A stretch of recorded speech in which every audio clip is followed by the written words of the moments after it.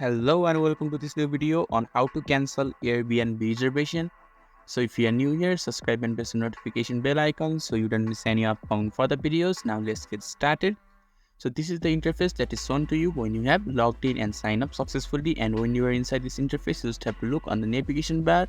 There are multiple things like bed and breakfast, design, tropical, earth and much more. You just have to choose any one of them or choose the particular icon from the navigation bar where you have reserved that particular hotel or room or home or other things.